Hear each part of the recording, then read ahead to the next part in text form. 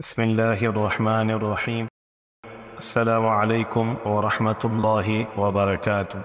آج ہم ذکر کریں گے ابو جہل، ابو سفیان اور اخنس بن شریق کا قرآن سننے کا واقعہ۔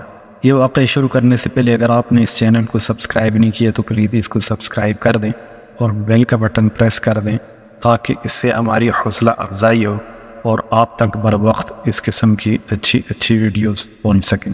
چلیں شروع کرتے ہیں۔ مشرکین مکہ کا سردار ابو جہل کے بارے میں روایات میں آتا ہے کہ حضور صلی اللہ علیہ وسلم جب رات کو قرآن پڑھتے تھے تو یہ حضور صلی اللہ علیہ وسلم کی چھپ چھپ کر قرات سنتا تھا۔ اسی طرح ابو سفیان مسلمان ہونے سے قبل اور اخنس بن شریق بھی چھپ چھپ کر قرآن سنتے تھے۔ ایک دوسرے کو خبر نہ تھی، صبح تک تینوں چھپ چھپ کر حضور صلی اللہ علیہ وسلم سے قرآن سنتے تھے۔ جب دن کا اجالا ہونے لگتا تو واپس اپنے اپنے گھر لوٹ آتے۔ ایک دفعہ ایسا ہوا کہ تینوں رات کو قرآن سننے نکلے اور واپسی میں ایک جگہ تینوں کی ملاقات ہو گئی۔ ہر ایک نے دوسرے سے کہا کہ تم کیسے آئے ہو؟ جب بات کھل کر سامنے آ گئی کہ قرآن سننے آئے تھے تو اب سب نے آپس میں یہ معاہدہ کیا کہ ہمیں قرآن سننے کے لیے نہیں آنا چاہیے تھا، کہیں ایسا نہ ہو کہ ہمیں دیکھ کر قریش کے جوان بھی آنے لگیں اور ہم آزمائش میں پڑ جائیں۔ جب دوسری رات آئی تو ہر ایک نے یہی گمان اور خیال کیا کہ وہ دونوں تو نہیں آئیں گے، چلو میں ہی قرآن سن لوں۔ غرض یہ کہ واپسی میں صبح کے قریب پھر اسی جگہ تینوں کی ملاقات ہو گئی۔ معاہدہ کی خلاف ورزی کرنے پر ایک دوسرے کو ملامت کرنے لگے۔ بالآخر دوبارہ عہد کیا گیا کہ قرآن سننے اب نہیں جائیں گے۔ سبحان اللہ، قرآن سننا اور وہ بھی سرکار دو عالم صلی اللہ علیہ وسلم کی زبان مبارک سے، بھلا ان کو کب سونے دیتا تھا۔ اسی وجہ سے ان کی نیندیں بھی ختم ہو چکی تھیں، اور جب تیسری مرتبہ رات آئی تو پھر یہ تینوں یہی خیال کرتے ہوئے حضور صلی اللہ علیہ وسلم کی مجلس مبارکہ میں پہنچے اور قرآن سنا اور واپسی میں پھر ملاقات ہو گئی۔ اب تو ایک دوسرے کے منہ کی طرف تکتے رہے اور آخر صبح کو پھر معاہدہ کر لیا کہ آئندہ سے تو ہرگز سننے نہیں جائیں گے۔ اب اخنس بن شریق ابو سفیان کے پاس آیا اور کہنے لگا، اے ابو حنظلہ، تمہاری کیا رائے ہے؟ تم نے محمد صلی اللہ علیہ وسلم سے جو قرآن سنا ہے تم اس کے بارے میں کیا کہتے ہو؟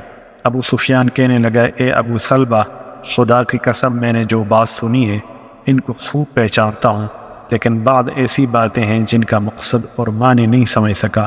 تو اخنس نے کہا، ابو سفیان، خدا کی قسم میری بھی یہی حالت ہے۔ اس کے بعد اخنس بن شریق ابو جہل کے پاس آیا اور کہنے لگا، اے ابو الحکم، تم نے محمد صلی اللہ علیہ وسلم سے جو کچھ سنا ہے اس کے بارے میں تمہاری کیا رائے ہے اور تم نے کیا سنا؟ تو ابو جہل نے کہا، ہم اور بنو عبد مناف مقام شرف کے حاصل کرنے میں ہمیشہ دستوں پریبار رہے ہیں۔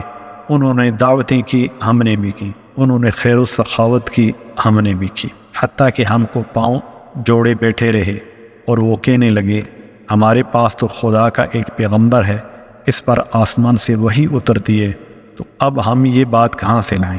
خدا کی قسم ہم اس پر ایمان نہ لائیں گے اور اس کی پیغمبری کی تصدیق نہیں کریں گے۔ اخنس بن شریق یہ سن کر چلا گیا، افسوس کہ حق کو حق سمجھ کر بھی ایمان نہ لائے، اور یوں ہی جھوٹی چودراہٹ کے تحفظ میں جہنم کی آگ کا سودا کر بیٹھے۔ یہ حوالہ ہم نے تفسیر ابن کثیر سے لیا گیا ہے، اور اس کا اصل کلام یہ ہے کہ بے شک قرآن کی تلاوت کا اپنا ایک مزہ ہے، کاش اس قرآن کی تلاوت کے نور کو ہم سمجھ لیتے۔ اندازہ کیجئے کہ کافر بھی اس قرآن کی تلاوت سے مسحور ہوئے بغیر نہیں رہ سکتے تھے، اور آج ہماری بدقسمتی کہ اس قرآن کو چھوڑ کر اپنے آپ کو تباہ و برباد کر رہے ہیں۔ اللہ کرے کہ ہم اس واقعے سے سبق حاصل کریں اور قرآن کی تلاوت کو اپنا معمول بنائیں۔ اللہ تعالی ہم سب کو سمجھ عطا فرمائے، آمین۔ والسلام علیکم ورحمۃ اللہ وبرکاتہ۔